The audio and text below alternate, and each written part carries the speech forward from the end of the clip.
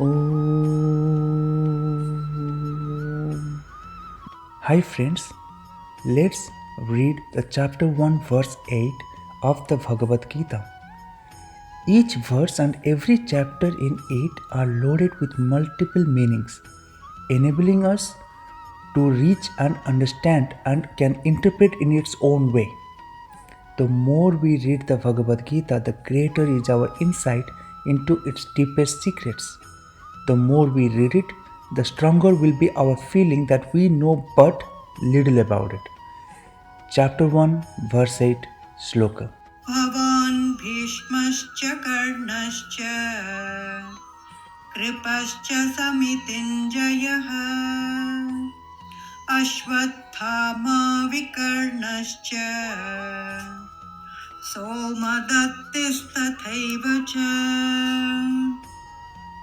Let me now try to translate this Sanskrit slok in English for you. There are personalities like yourself, Bhishma, Karna, Kripa, Ashwatthama, Vikarna, and Bhurisharva, who are very victorious in battle. This verse is a continuous of the previous verse and it describes Arjuna's arguments against fighting in the war. Arjuna is convinced that it would be wrong for him to kill his own kin and he would rather die than doing so. Arjuna's arguments are based on the Hindu concepts of dharma, which is the moral law of the universe. Dharma dictates that we should act with compassion and avoid violence. And Arjuna believes that it would be adharmic for him to kill his own kin. Arjuna's arguments are also based on his own personal feelings. He is filled with grief and confusion, and he does not want to kill his own kin. He would rather die than doing so.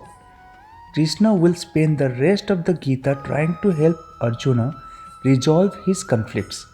He will argue that it is Arjuna's dharma to fight in the war and that he should not let his emotions cloud his judgment. Here are some of the additional thoughts on the meaning of the verse. Arjuna's arguments are based on the Hindu concept of dharma. Arjuna's arguments are also based on his own personal feelings. Krishna will spend the rest of the Gita trying to help Arjuna resolve his conflict. Having conducted an assessment of the warriors on the Pandavas' side, Duryodhana began to conduct a similar assessment of his own side. Throughout the last few verses, we were observing Duryodhana's emotional state. After having lobbed an insult at Drona that we had heard in the previous verse and not having heard a response back, Duryodhana now became scared that he had angered his army's main commander and his teacher. So he wanted to say something to appease Drona.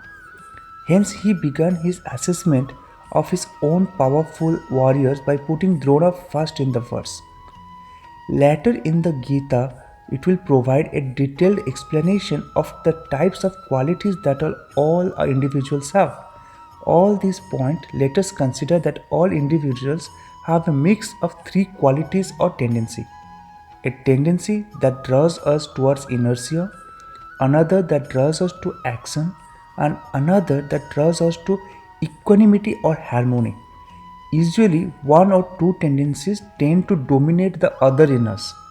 You may know some people who have a tendency to be lazy and sleepy all the time, or there may be someone who cannot rest and has to keep doing something or the other, or there are some who do what's needed to do in their lives and are not that lazy and also deal with severe setbacks and challenges while managing to be staying calm, collected, and even kill. What do we think of our most dominant tendency? Are there any external factors that change it temporarily? For example, if you find that your most dominant tendencies is towards action, are there factors that make you stable and peaceful? So we should find it, and we can all find it by reading the Bhagavad Gita. This verse lists the names of some of the most powerful warriors on the battlefield of Kurukshetra. They are all experienced and skilled in the battle, and they all have victorious traits in their past. The verse begins with the word Bhavan, which is a respectful way of addressing someone. It is used there to refer to Arjuna, who is the speaker of this verse. Arjun then goes on to list the names of the other warriors, starting with Bhishma, the grandfather of the Pandavas and Kauravas. Bhishma is a legendary warrior who had never been defeated in battle. Karna is another such powerful warrior and is also a skilled archer. Kripa is a teacher of archery and warfare and is also a very powerful warrior. Ashwatthama is the son of Dronacharya, the teacher of the Pandavas and Kauravas. He is a skilled warrior and a powerful magician. Vikarna is a cousin of the Kauravas and he is also a very skilled warrior. Somadatta is the father of Bhurishrava, who is another powerful warrior on the Kaurava side.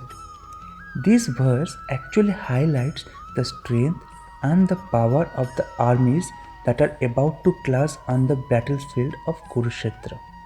It also shows that Arjuna is facing a formidable challenge and that he will need all of his skills and courage to emerge victorious.